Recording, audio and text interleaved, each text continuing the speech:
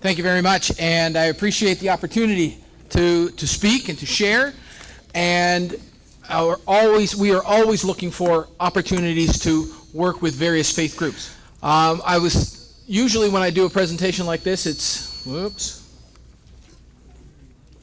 Usually when I do a presentation like this to families, and is there anyone here that has been to one of the presentations? We had a presentation last year, a few, and you know that to really be informed, it takes much more than 15 or 20 minutes, but that's all the time I have today. So we'll move on.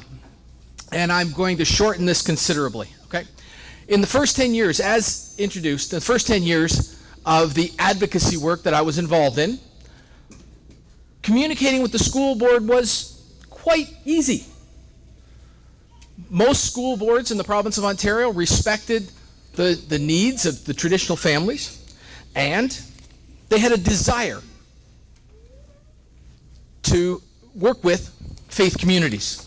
And as a result, at the time, the first 10 years from 1995 to about 2005, we were concerned about the explicit sexual health curriculum. So the Ministry of Education required that school boards send a letter to parents saying, sexual health curriculum is going to be taught.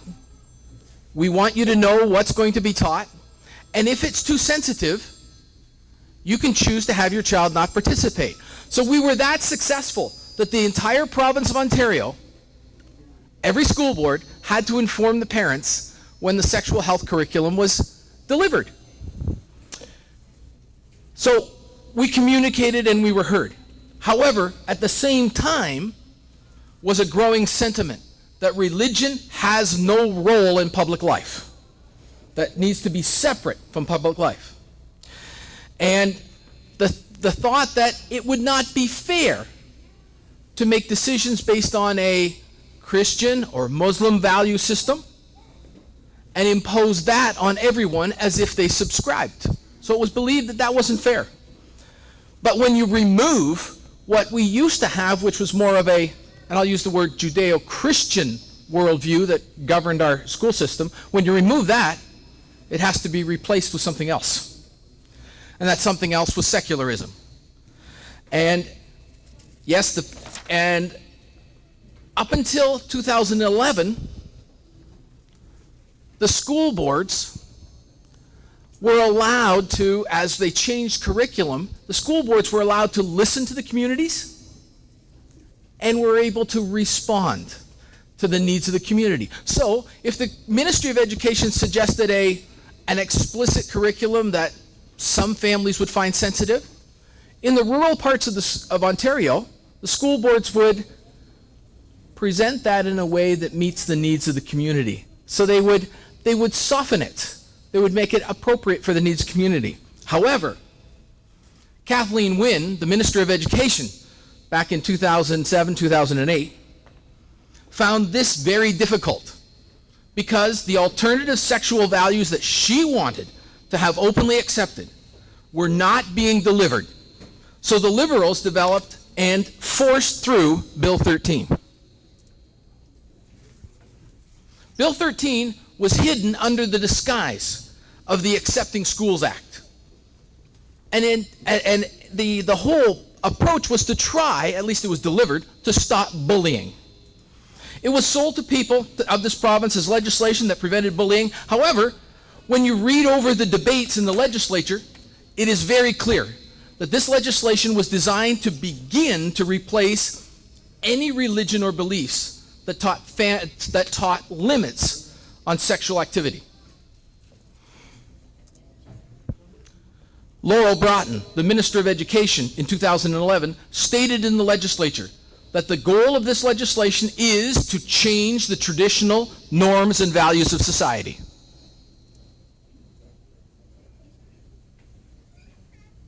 And she also said, and to change them for good. So the government is putting into place a goal of setting up a provincial value system that we'll all abide by. Setting such lofty goals requires some significant strategies. What were the strategies in the legislation that would be used to change the way your child believes so that they do not embrace the traditional values of limiting sexual activity before marriage?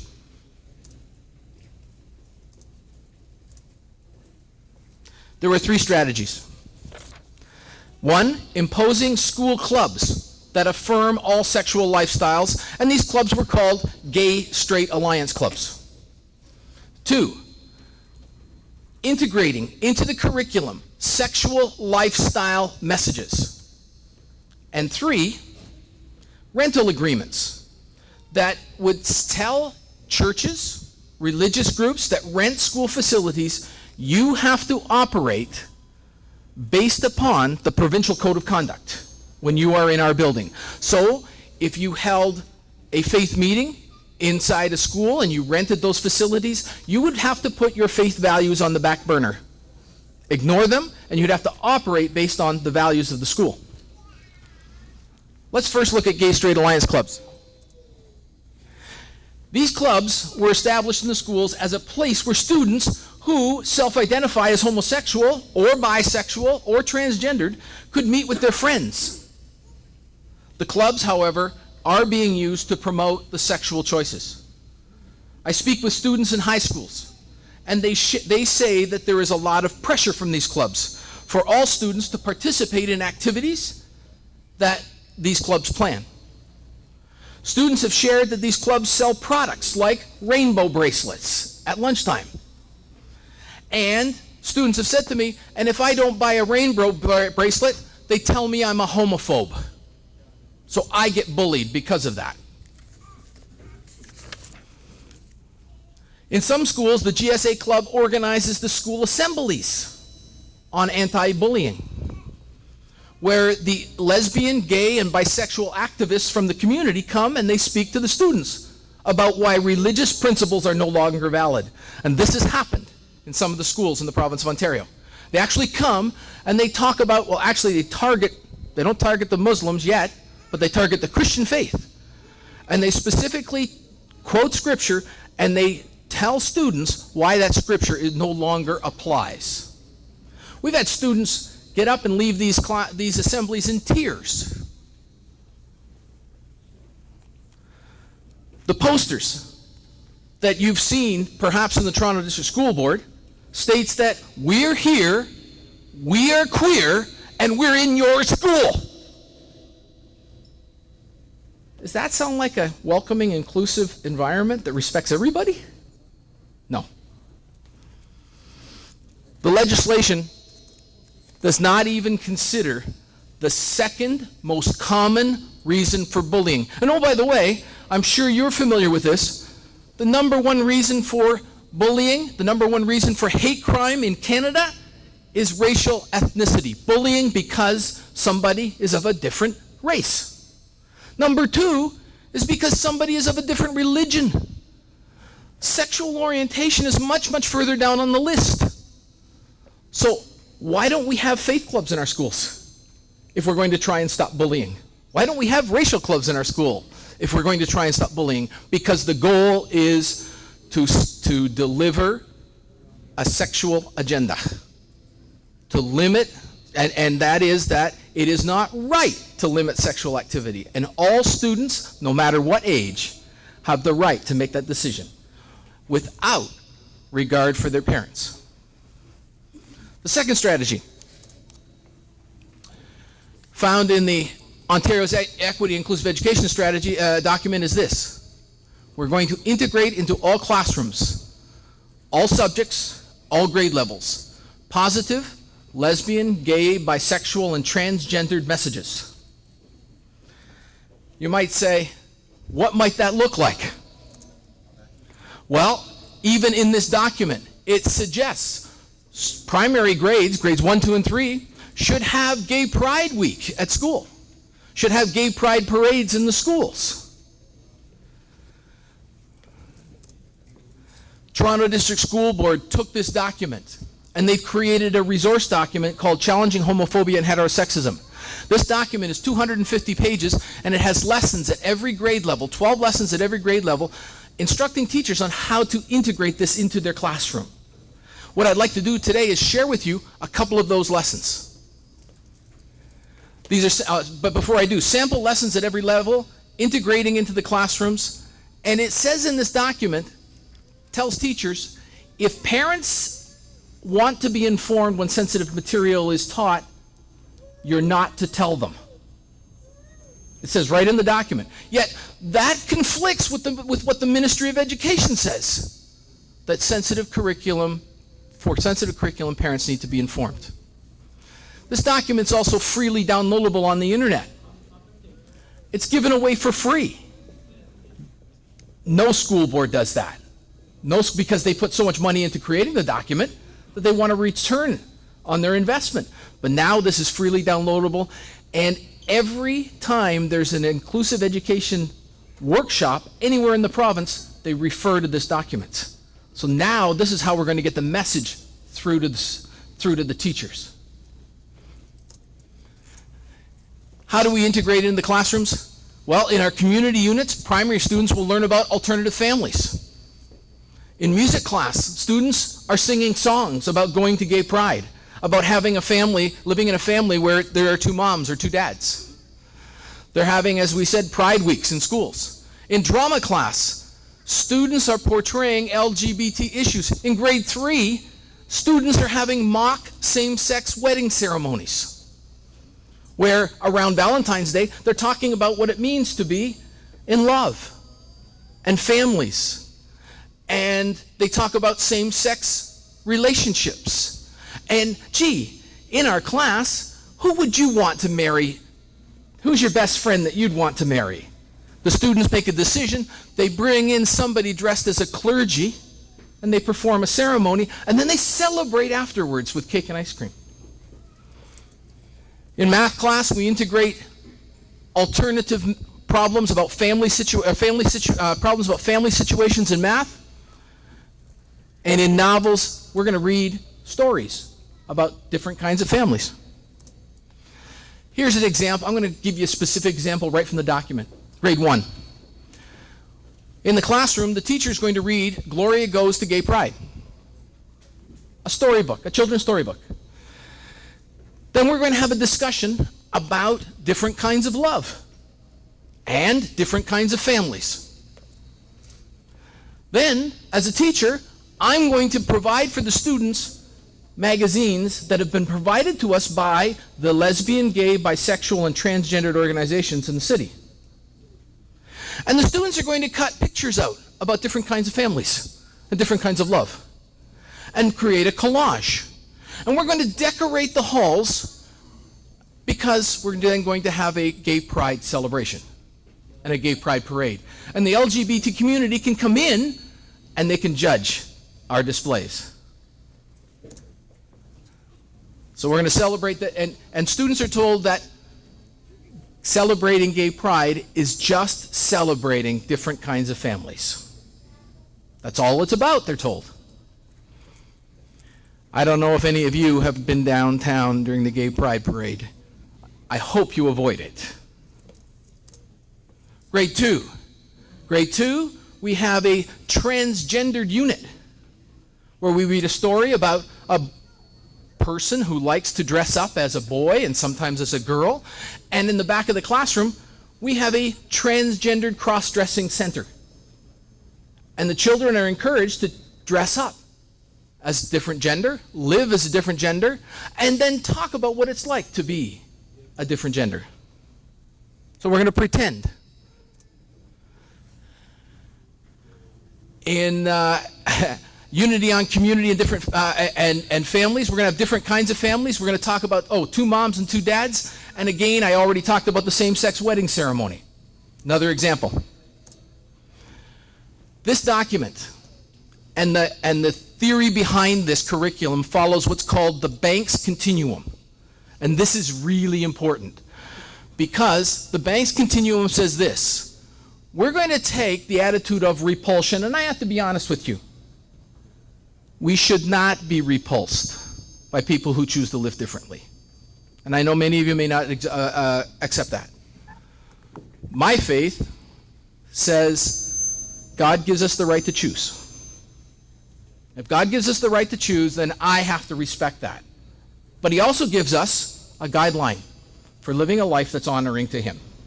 So we take them through the repulsion, pity, and tolerance and acceptance. And if I'm at the level where I'm accepting, that's not good enough according to the Banks Continuum. Because we have to take our students through support, admiring homosexuals, and celebrating that lifestyle. Now, when we celebrate the lifestyle, what happens? The students actually start to embrace the values of that lifestyle. That's dangerous for us, for traditional people of faith. Last week was the day of Pink Pride Day, T-shirt day in schools. Our offices were going the phones were just ringing off the wall with things that were happening in schools. The day of Pride Day is not celebrating diversity and anti-bullying. It's being delivered as celebration of sexual diversity. I had all kinds of phone calls in my class, or in my office, from parents who had students, and the teachers were teaching them that it's okay to be homosexual. It's wonderful to make that choice. It's wonderful. Isn't it wonderful that we live in a country where people of the same sex can get married? It was a time to promote that in our schools. Javed asked me to share with you a video clip that he has seen to give you a better idea of what this looks like in the classroom. And I'm going to do that now.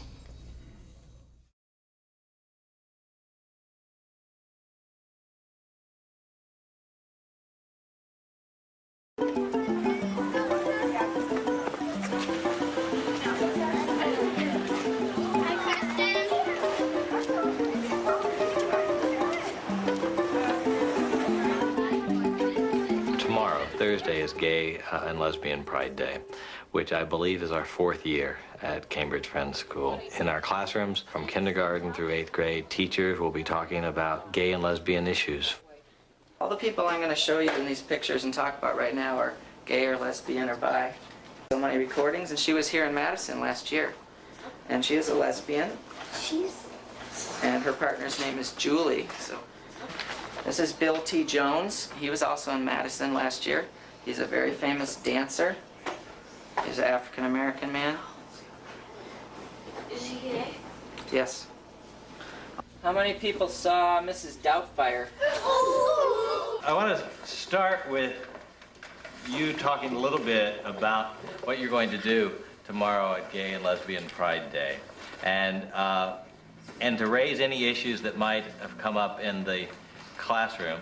I don't know. I guess for me, and I'm trying to be decisive, and I don't know what to do about this, but as a school, are we saying that the kids have to support this? I mean, I guess that's what it sounds like to me, that we're saying if a child comes from a background that says that homosexuality is not correct, are we telling that child that they're supposed to? This is what you're supposed to do?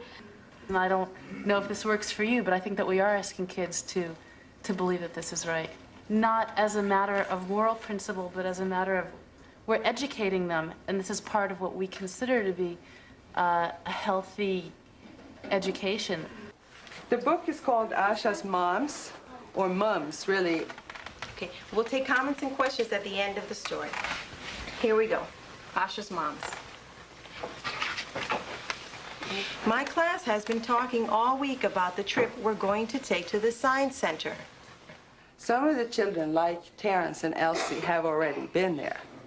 My teacher, Miss Samuels, gave us a form to take home. Our parents had to fill it out and sign it so that we would have permission to go on the trip. I gave it back to her the next day. Just before break, she asked to see me.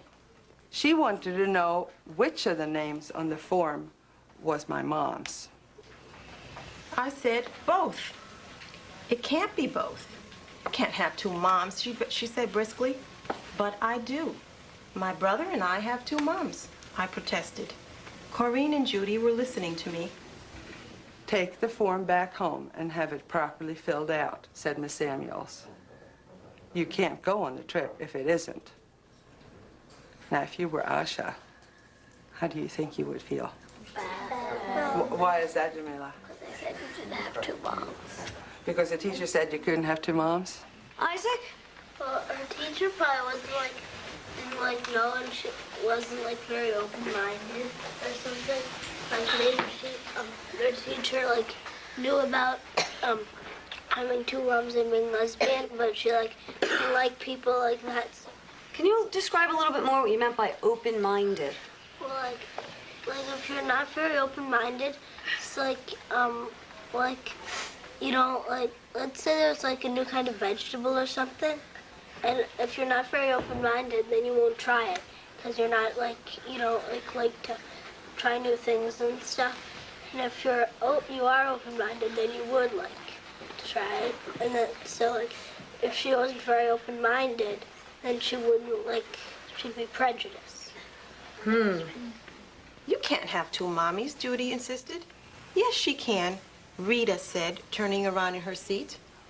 Just like you have two aunts and two daddies and two grandmas, yelled Diane from across the room. Diane likes to yell. Think about if you personally yourself have ever heard anybody using a word that would make a gay person feel bad or that you think would be really hurtful to a gay person. And think about how it made you feel. I've had a lot of experiences. At this school, a lot, like fag and faggot have been used. At this school? Yeah, and it's amazing how teachers, no offense, but it's amazing how teachers don't notice all the stuff that's going on, and even like, they don't necessarily use the word fag, but they say, oh, what are you, gay or something like that. And it's really, it makes you feel like weird in your stomach. Wait.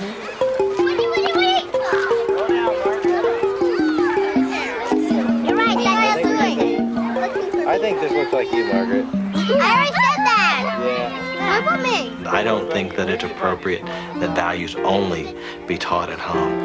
There are social values as well. There are community values.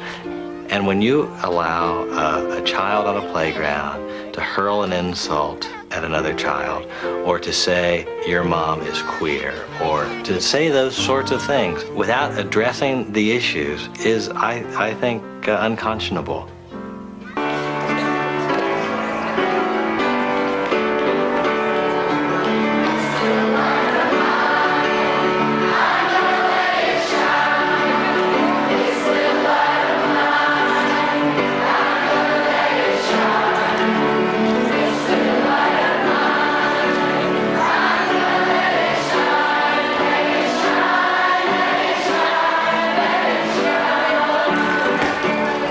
Imagine if every time I went to play soccer, I had to hide my right shin. I might hide it like this. And then I'd try to play soccer.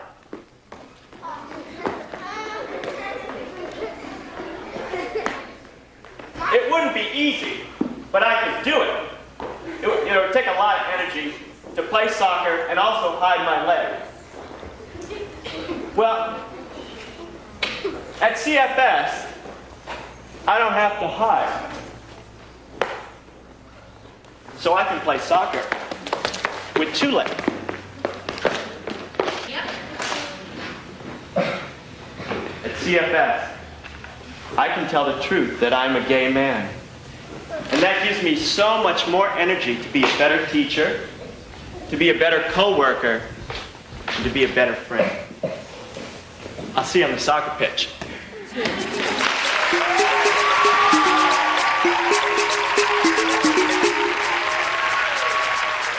Well, I think that it's good that a lot of teachers came out, because I think it's better to know somebody that's gay, and it makes you like look at it in a different way.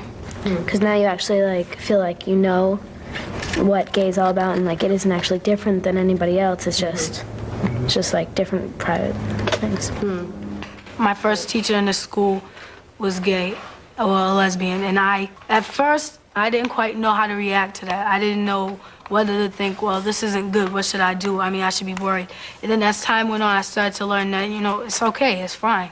You know, it's not anything different. This teacher acts just the same as every other teacher in the school, except for the one fact that this person is attracted to the same sex as themselves.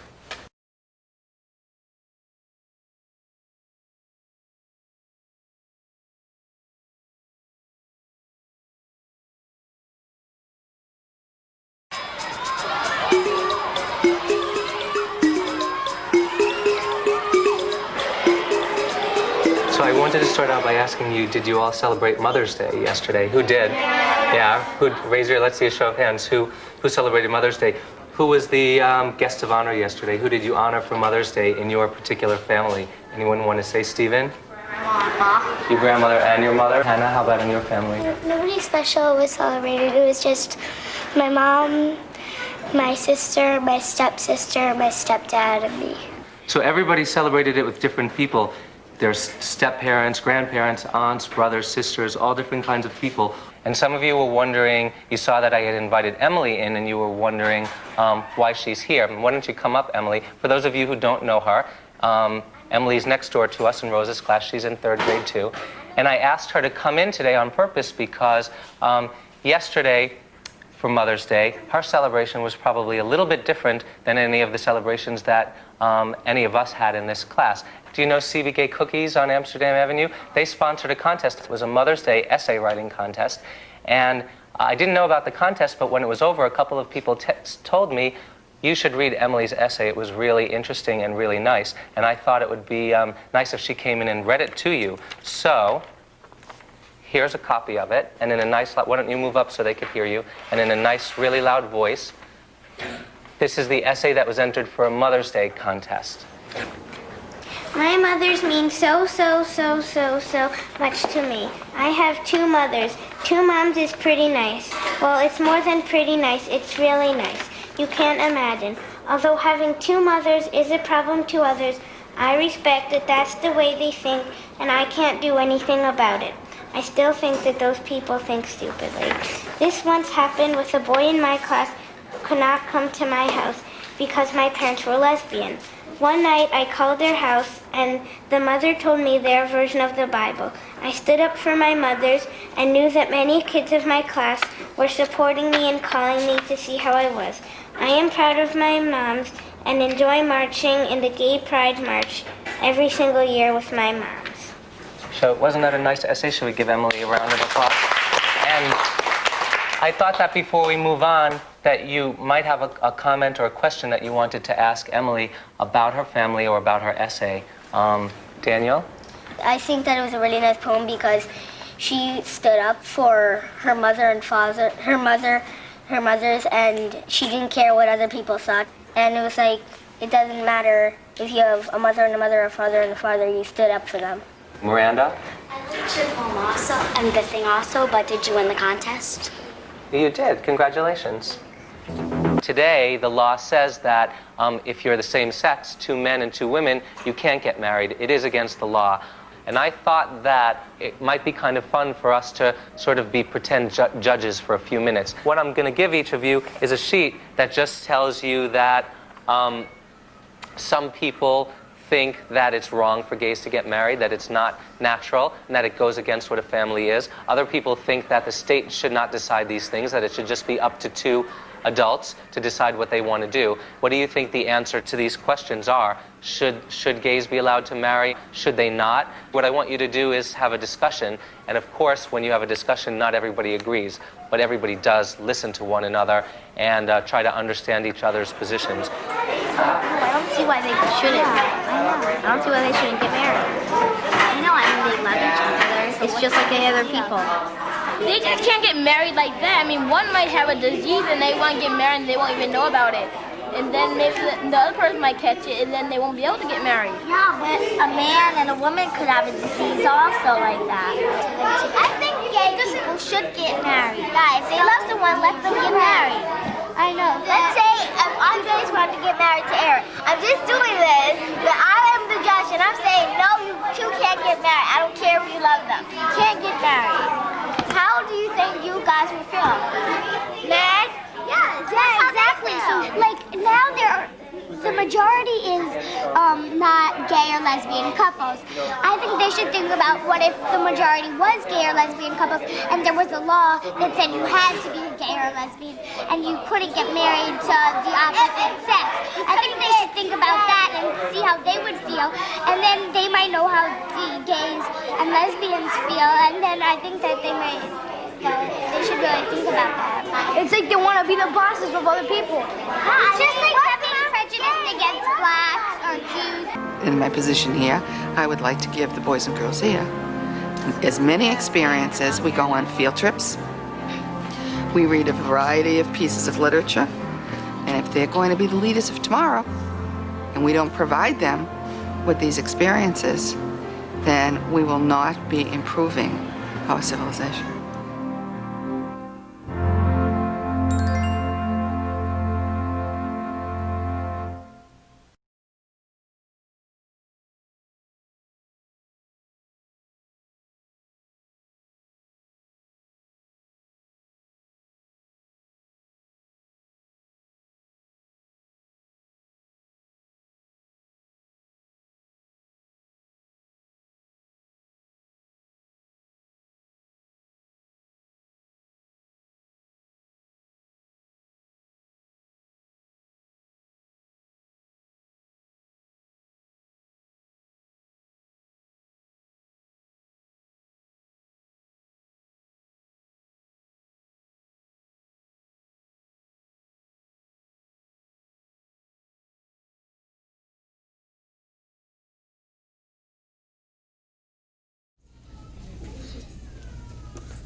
Great. So, what did I tell you was the Minister of Education's goal with this legislation? To change the traditional norms and values of society. Did you see the attitudes of children changing? Yes. What can we do? Private schools are a great option.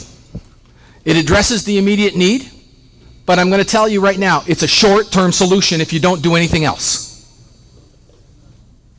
Because the Minister of Education has also said, and the director of the Ontario Human Rights Commission has said, after we fix the public schools and the Catholic schools, then this is going to go into the private schools and we're going to fix them too.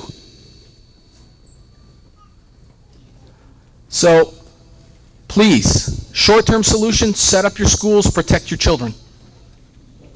But we need to work together, various faith cultures, on this issue, cooperatively in the province. I'm working right now with about 17 organizations. And some of you know, and some of you have used these forms and have been disappointed because we have faith communication forms that families can use to share their faith and ask to be respected, and that they be informed when curriculum conflicts with their values. Toronto District School Board has told many parents, no, we're not going to inform you. So we've organized, but these forms are being used in many school boards in the province of Ontario. Durham District School Board, just next door to you, is using them. Halton District School Board is using them. Most rural school boards are accepting them. So I'm working with these organizations, and we're creating a provincial plan. But we have to have all faiths, all cultures working together, and so that we can positively influence, because I'm going to tell you something, even if you set up your private school, who is educating the rest of the kids? And those values are going to influence the next generation, your communities, and those values are going to be in conflict with your heritage. So we have to work together on this as well. Thank you very much, Javid. I've got many other things to say, but there isn't enough time.